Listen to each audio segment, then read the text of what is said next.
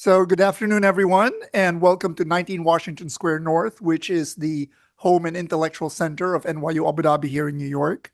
My name is Michael Peruganan. I'm a professor of biology here in New York, and for my sins, I'm the interim dean of the Faculty of Arts and Science.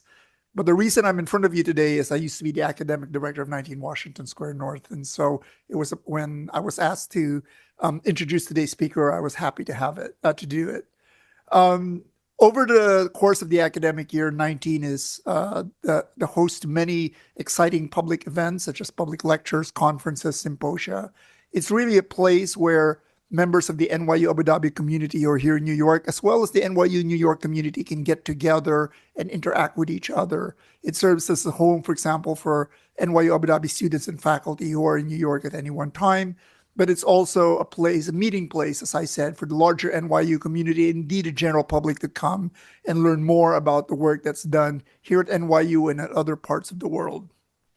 A key partner of 19 Washington Square North, and a key component of NYU 19 is the NYU Abu Dhabi Institute, which is ably led by its Director of Research and Academic Programs, Sharon Hakakian-Bergman, who, with her staff, organizes many of the events here in 19. And today I'm very happy to see all of you at this public lecture by somebody I've known very well, Professor Jay Van Bavel from the Psychology Department of Arts and Science here at NYU. Jay is a professor of psychology and neuroscience at NYU, is also an affiliate of the Stern School of Business and Management and Organizations, and also a professor, and I have to find out what this is about, professor at the Norwegian School of Economics and director of the Center for Conflict and Cooperation. I love Norway, so that's going to be interesting how you're able to do that. He's also an associate editor of the Proceedings of the National Academy of Sciences, Nexus. Jay studies how collective concerns, group identities, moral values, and political beliefs shape the mind, brain, and behavior. His work addresses issues of group identity, social motivation, intergroup conflict and polarization, cooperation, beliefs and misinformation, moral judgment and decision-making, social media, and public health. So as you can see, it's a very wide range of work that Jay engages in. He has published prolifically in the scientific literature and co-authored the book, The Power of Us, Harnessing Our Shared Identities to Improve Performance, Increase Cooperation, and Promote Social Harmony, the winner of the APA William James Book Award. And I believe downstairs later on, you have an opportunity to get a copy of the book. His work has also been cited in the U.S. Supreme Court and the Senate, and is consulted with the White House, the United Nations, the European Union, and the World Health Organization. Aside from all of this, Jay is also an active science communicator with over 100,000 social media followers. He writes the Power of Us newsletter and is written for the New York Times, the BBC, The Atlantic, Scientific American, The Wall Street Journal, The Guardian, Time, and The Washington Post. He has received several awards, including the Young Investigator Award for distinguished contributions in social neuroscience from the Society for Social Neuroscience, the Young Scholars Award for outstanding achievements in social and personality psychology from the Foundation for Personality and Social Psychology, the Janet T. Spence Award for transformative early career contributions from the Association for Psychological Science, and the F. McQuiggan Early Career Investigator Prize from the Alfred Psychological Foundation, as well as many others. Again, it's a pleasure to welcome you all here this afternoon, early evening for this event. Let us welcome to the podium Professor Jay Van Bavel. Thanks to everyone for coming and attending the talk. I have a link there if you are an academic and you want to download my papers, or even if you're not an academic and you enjoy reading academic papers. And if you're generally interested in these topics, but you don't want to read boring scientific papers, the book is written for a broad audience. So it's something that I think anybody hopefully could pick up and read and enjoy.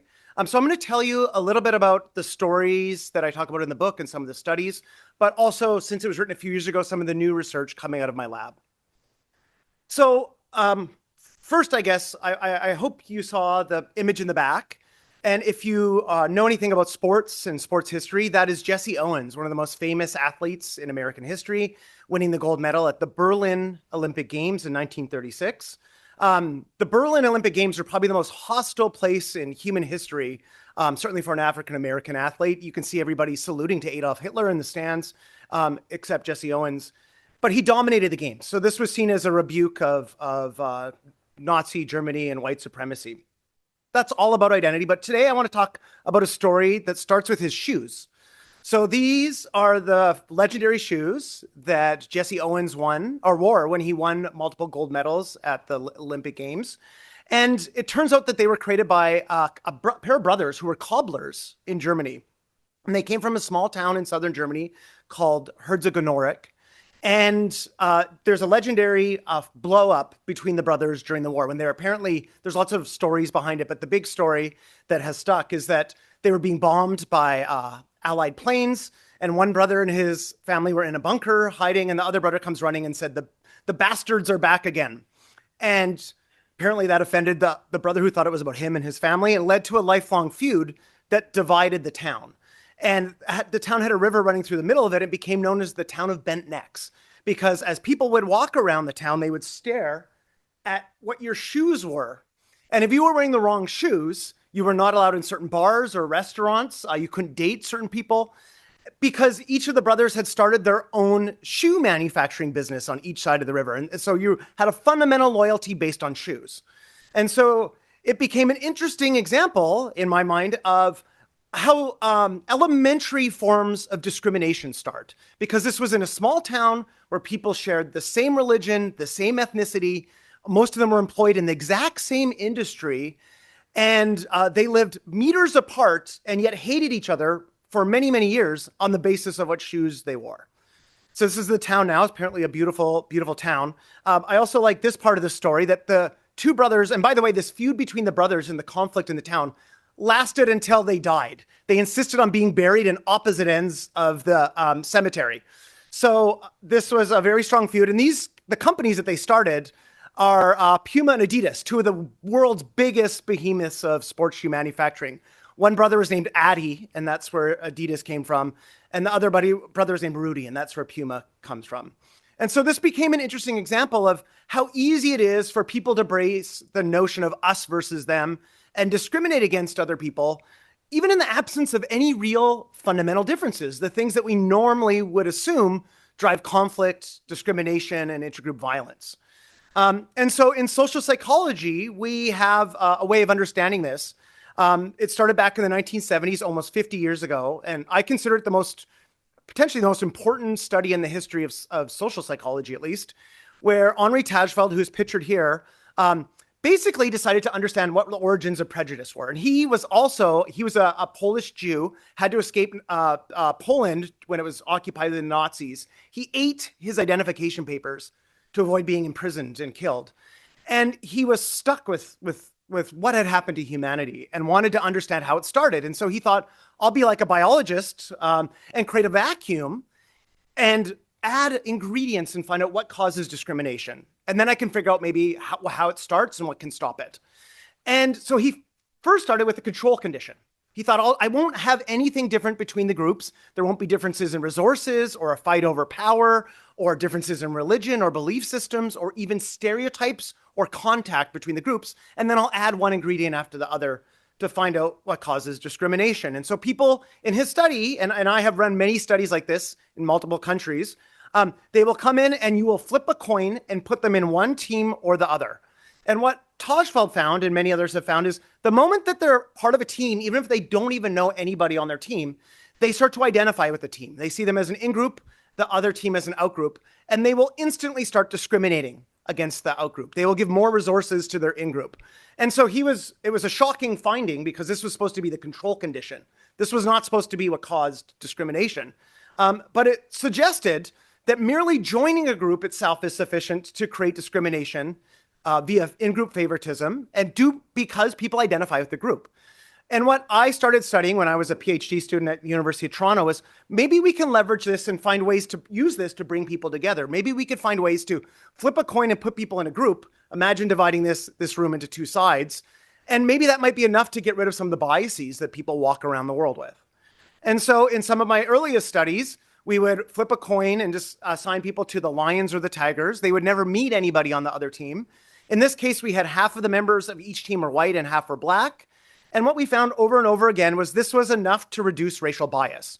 People would like members of their in-group regardless of their race. And we found this on explicit measures, implicit measures. We put people in an MRI scanner, and within minutes of being part of a group, we found almost no differences in how they were responding to race, which were previously robust findings that other scientists had found. Instead, they were responding based on group identity. They were responding differently to members of their in-group that was created just minutes ago. And so we have now followed this up in many, many studies, and we have found this overrides our most automatic evaluations. Within a few hundred milliseconds of seeing somebody, you were thinking about them in terms of their identity. Are they with me or against me? And it can override racial bias. We have found it shapes your memory for people. And this can override racial biases in memory. There's a classic finding that people have better memory for members of their own race, called the own race bias. Almost every ethnic group shows it. They basically leads to the feeling that they all look alike. If you've ever heard that saying, they all look alike about an ethnic group, that's a subjective experience you have when you have better memory for individuals in your own group. It turns out that can be erased the moment that members of different races are part of your group. You start to pay attention to them as individuals, and it gets rid of this racial bias that is really robust. It shapes where we attend, who we look to. It shapes how we imbue other people with mental capacities, which is core to empathy and humanization. We have an easier time seeing them as having a mind and feelings if they're part of our group than another group. And so this was one of our early papers led by a student in my lab, Jenny Shao. It led us to think that our groups fundamentally color the way that we see the world. And we filter it through like a lens, as if we're wearing different color of sunglasses. It shades how you see the world. Now, I was studying that when I moved to the United States in 2006, and I was did my postdoc at Ohio State University, and it was in the midst of the presidential election. All the presidential candidates came through Columbus, Ohio, because it was the core swing state in that election. And so we'd see presidents and vice presidents coming through every week or two. And I started to pay attention to American politics for the first time and noticed the intense animosity between Democrats and Republicans. I'm obviously not the first person to notice it. There's lots of evidence that there's been increasing animosity and polarization over the last few decades. And it struck me that this has a similar dynamics to the work I was doing on groups in the lab. And I teamed up with several political scientists and sociologists. And one of the things when we looked at the data, we noticed that first of all, there's increasing polarization in the US, but it's not due to an increase in liking your in-group or in-group favoritism. On a feeling thermometer from 0 to 100, people like their in-group at on average, about 75 out of 100. And that's been stable for the last 40 years. What's happened is people now dislike the out-group a lot. And that now is stronger than their like and their feelings of positivity towards their own group. And so you can see now in the last few years, people really now see the out-group as evil, as fundamentally different from them. And you see this for Democrats and Republicans in their self-reports.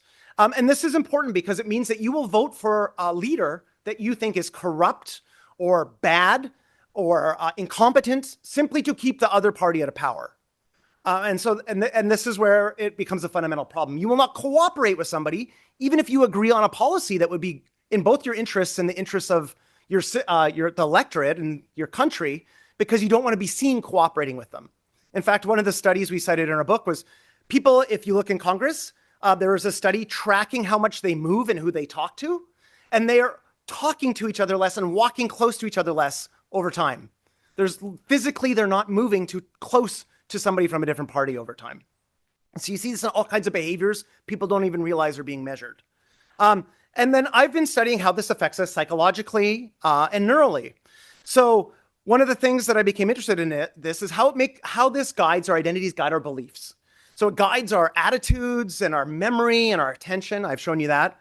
How do our politics guide, say, our beliefs and whether something is true or false?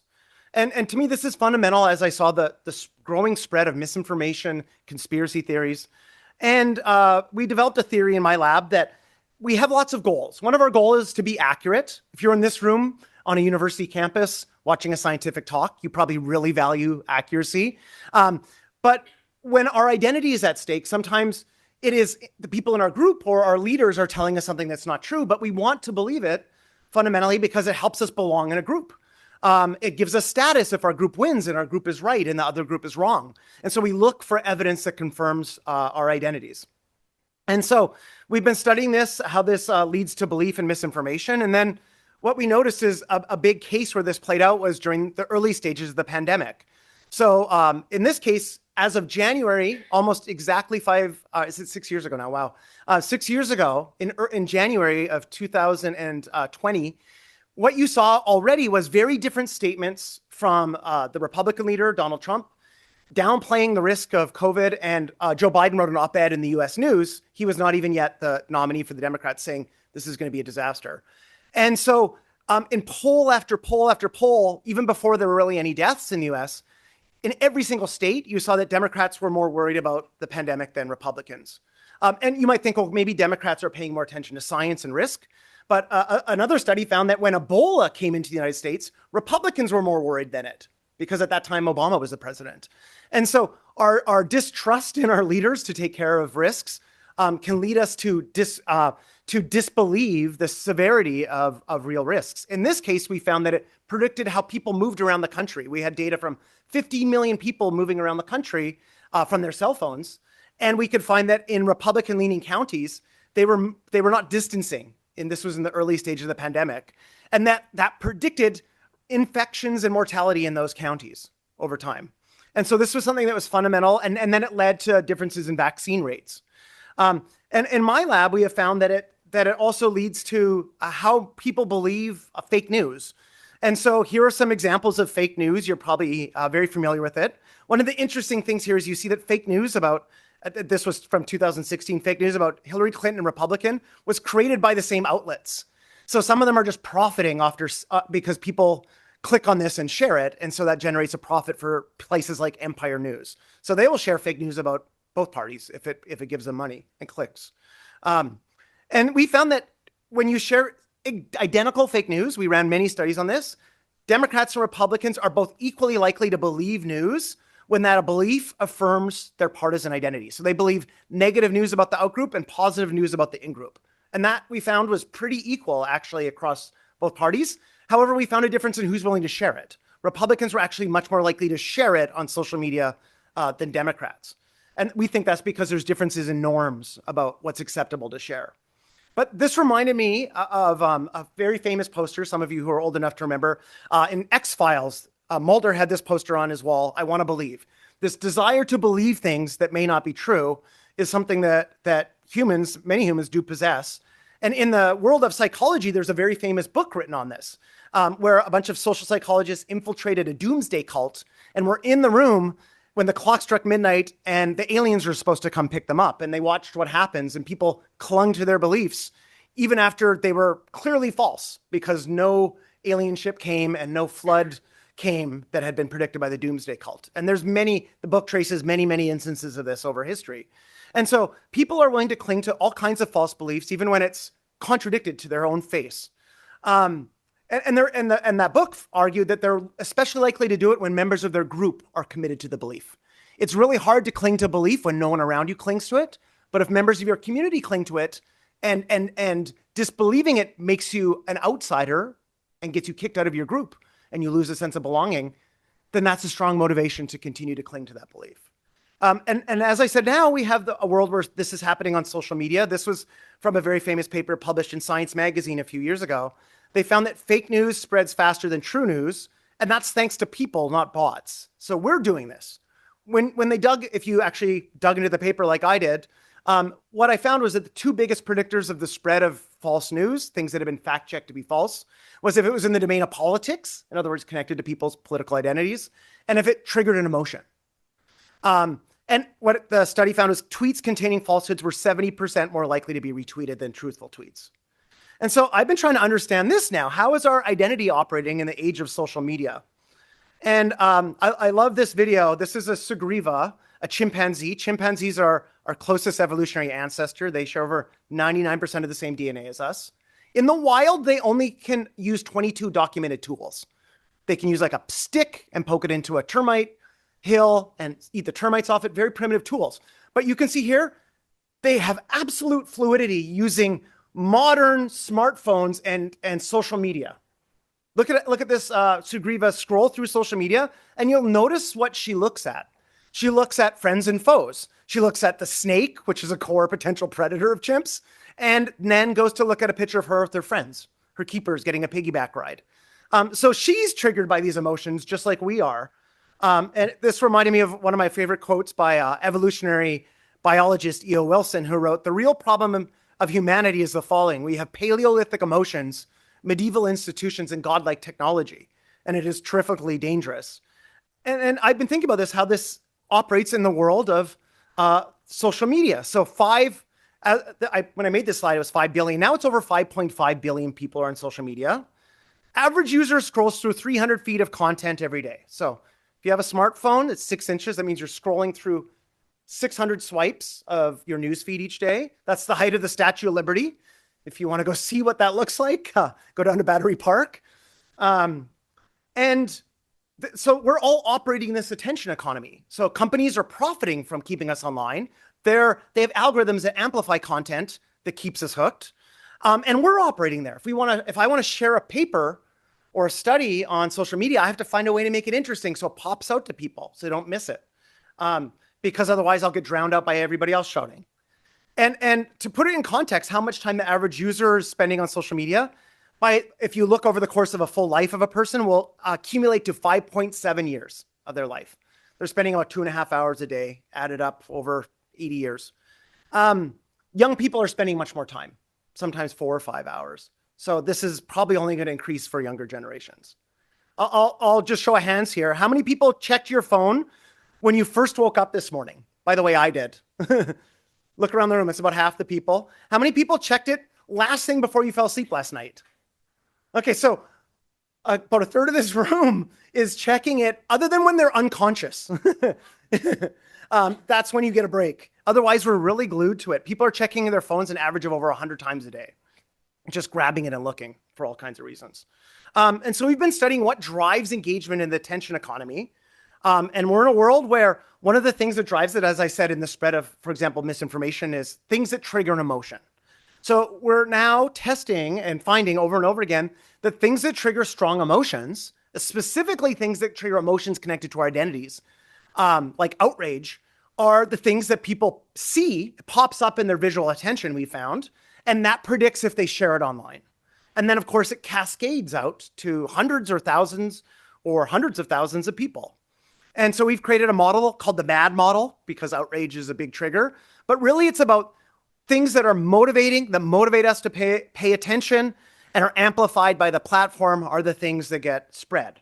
And so I'll give you an example. Many of you might know of this. This was a massive challenge to our institutions, the Me Too movement, a hashtag that started on social media, instantly spread around the world, even though it started in the US with a few celebrities, and led to many people being fired from their jobs, institutions having new policies.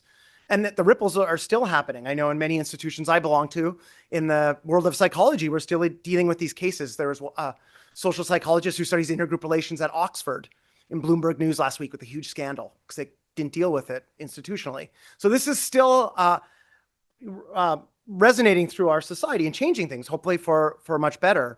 A study looked at people who walked around the world and they gave them a diary and they pinged them several times a day to ask what they were paying attention to, what was triggering their emotions. And they found that things where you're learning about morality is fundamentally online. You can see people learn about morality and immorality way more online than in person or on print TV and radio combined. So we think the media matters a lot. Well, in the domain of morality, it's the online universe that's driving it. And in particular, notice that people are learning about immorality way more than morality. That's like the classic saying, if it bleeds, it leads. Those are the messages that are spreading and getting our attention. And then the next graph shows moral outrage. If you ask people what emotion they're experiencing most of the time, if they're experiencing moral outrage, it's usually driven by content they saw online. It's not happening as much from things in person or things in all the mainstream media outlets combined. And this was a paper published in 2017. We're a decade later. I would guess that this discrepancy is even higher because many more people are spending much more time online. And so we've been studying this, as I said, in my lab. We started by looking at 3 issues: gun control, same-sex marriage, and climate change. We analyzed 560,000 social media posts.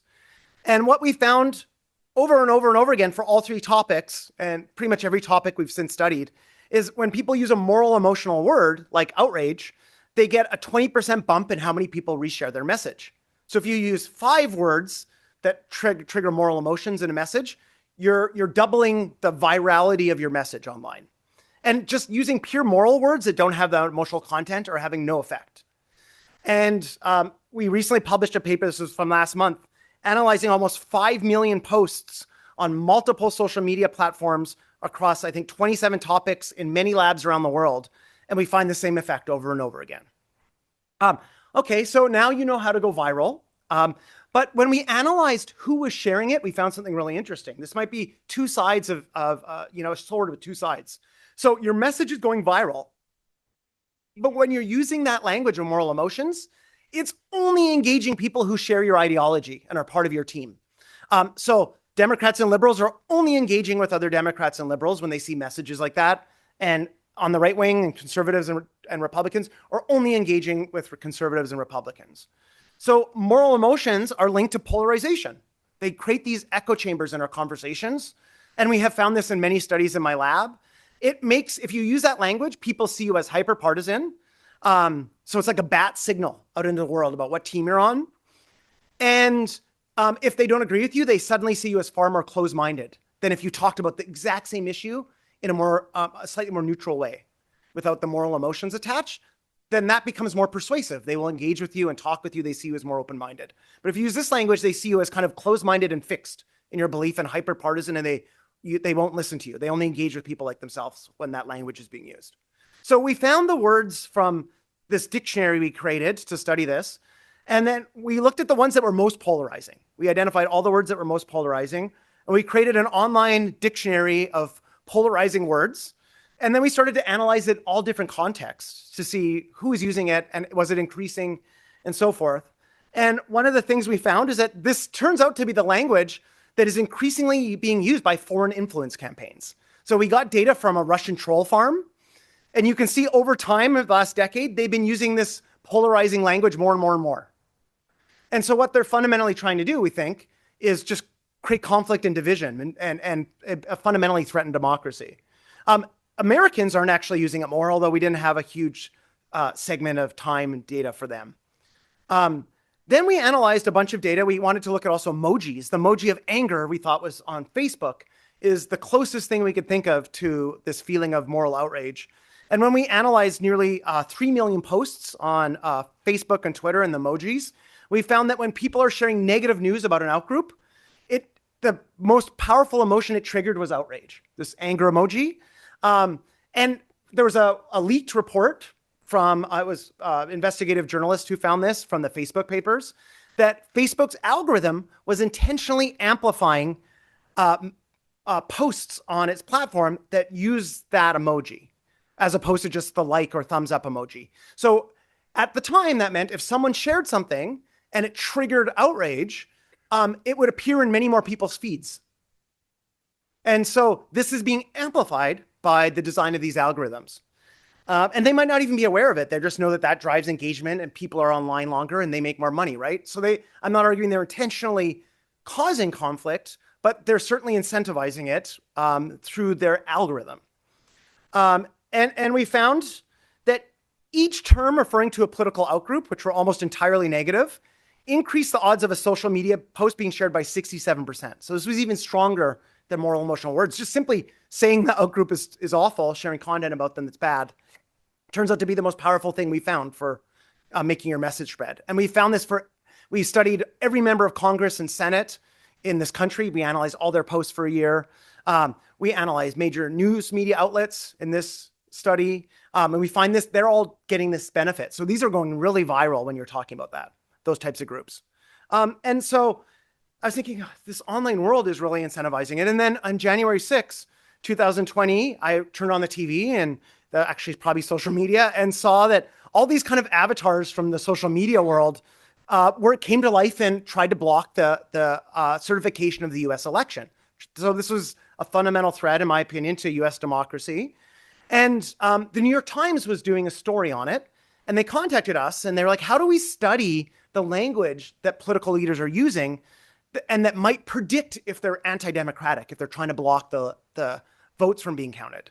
And then they got a bunch of data from emails and social media posts of every member of Congress. And they used our polarization dictionary. This was on the front page of the New York Times. It's not a scientific paper, so no peer review here for those of you who care. We tried to get the data to publish it and they would not give it to us. But they published their analysis. So this is from the Times. What you see is that polarizing rhetoric is increasing over time. At first, it increased higher among Democrats after Trump was elected. And then around 2020, something fundamentally changed. And it was really being used, this divisive language, by Republicans.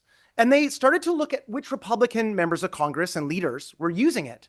And they found that there's actually two groups of Republicans. You can't actually treat them all the same here in this rhetoric. What they found is that the Republicans who were using this divisive language the most were the people who refused to certify the 2020 election. So these people were not supporting our democratic process. They were trying to interfere with it. The Republicans who supported the democratic process to certify the election were not using this language. So again, you see the same thing among our Russian troll army as you hear about this subset of political leaders. So I thought this is going to be a pretty dark message I'm going to share with you. So I thought maybe I'll end with some optimistic news about how identity can be maybe used in a positive way if we harness it to bring people together. So because I and many others have been growingly concerned about this and threats to democracy and partisan animosity and all these things. So there was a group out of Stanford University who did a challenge. They called it the Strengthening Democracy Challenge. And they invited any research team or any think tank or nonprofit from around the world to submit to them an intervention, a short message that they could give to Americans to see if it could reduce partisan animosity, so this hatred, not their political beliefs about policies, but just their hatred towards the outgroup, and also increase their support for democratic procedures and reduce support for partisan violence. And they got 252 submissions from all over the world. And then they had a panel of experts, mostly political scientists, who read all the proposals and picked what they thought were the best 25. And then they tested them in 32,000 Americans, a totally representative sample. And they wanted to see what works. Let's test all our theories and pit them against one another. And then not only let's see what works in the short term, but let's follow up people a couple weeks later to see what sticks. And so we submitted an intervention based on reminding people they have a common identity, a shared set of norms and values, a historical set of institutions that are unique to America, that have been endorsed and supported by American leaders for a long time. And it was based on a chapter in my book, I think chapter 6. So we thought, let's try this. I was quite anxious to see if it would actually work because someone else ran the study, not us. And we got the data. So they sent us the data. This was read by Jan Volkel and Rob Willer at Stanford. And what they found is a number of the interventions worked. However, a number of interventions actually backfired. They actually made partisan animosity not as good, if anything, a little bit worse than just a control condition. But I will say that ours was the third best out of this entire study. The common identity one you see third from the top. So it had a really strong effect at reducing partisan animosity. It lasted for up to 2 weeks, and it also increased support for democracy and democratic procedures and institutions. The two that were better than us, I'll tell you, they beat us out. The best one was actually a beer commercial. They just submitted straight up this Heineken beer commercial, if you've seen it. And it shows people building a bar together, and they don't know why they're doing it. And then at the end, it shows a video of their political beliefs, which are very different. And then they put a beer on the bar and they say, do you want to talk about it? And people are like, yeah, let's talk. Because they had built something and done something and shared a goal together first and built, even in a short time, a relationship, became a foundation for being willing to talk about differences. Just that commercial, which was very slickly produced, was the single most effective message. So kudos to the advertising executives. They do know something. But basically what it's showing is a classic finding from psychology, which is called contact theory. When people have positive contact with outgroups and they're doing something together, working towards a common goal, and they're at similar levels of power, and one group isn't dominating the other, that's one of the best tools we have for reducing animosity across all kinds of groups throughout the last 70 years. So that basically, I think that beer commercial is harnessing a psychological process called as intergroup contact, positive intergroup contact. The second one was about media trust. It was revealing that the media is often misrepresenting your group. And if people feel that understood that they are being misrepresented in the media, that actually makes them feel a little bit better. And more actually a fair amount better about the other party. And there's kind of a sense of, okay, we're being misrepresented, you're being misrepresented, and that's not good. Okay, so there was ours. So I'm hoping this comes full circle from my very first studies I did on my dissertation, that that identities can cut both ways, right? They can be things that divide us. A flip of a coin can cause discrimination. A pair of shoes can be grounds for not dating or marrying or serving somebody at a restaurant. But it can also, if it's done in the right way, reminding people they share an identity, whatever it is, whether it's we share an identity as members of a community, as members of a country, as members of a university. Those are things that if you do them well and make people feel that it's genuine, are things that can make people more open-minded to engaging with other people who are different than them. So the long point here, and this is really the thrust of the book, is that we contain multitudes of identities. We are not just one thing. Each of us walking around the world has many identities. I'm here speaking to you as an NYU professor, an author. When I'm in my classroom, I think of myself as a teacher. When I go home in about an hour, I'm going to think of myself as a father and make sure my kids get dinner. Maybe I'll call my mom later and then be thinking of myself as a son and slip back into that identity. And so we have a lot of identities we slide in and out of as we're in different situations throughout the day. And those identities fundamentally shape our cognition, our beliefs, our attention, our feelings, and our behavior. And as I've shown you, social identity can lead us astray. It can lead to conflict and discrimination. That's one of the most, I think, fundamental aspects, unfortunately, about human nature. But it can also be something that connects us to others. We can find a common identity. In fact, this is what you do when you meet a stranger, or you're at a conference or an event. You're trying to find what you have in common. Common friend, a common hobby, a common background, a common place you're from. And if you can find that, it can create solidarity, and not just in that moment, but there's lots of evidence that can create solidarity to take on bigger challenges. One of the studies I was going to show you is about, I didn't think I'd had time, but about how this can be used to remind people, for example, they have common identities and shared norms as global citizens to address even bigger issues like climate change.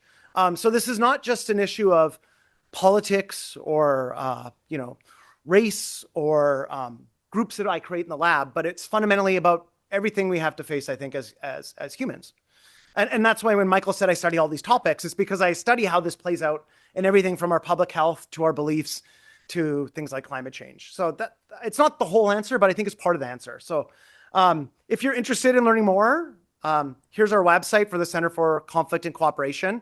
I have a QR code if you want to check it out. We have a newsletter you can follow if you want to get updates every week. We post a new study or describe something happening in the news through the lens of science. And I also have copies of my book downstairs. Hannah has them if you want to buy a copy and read more about this. But I'm happy to take any questions. Thank you so much.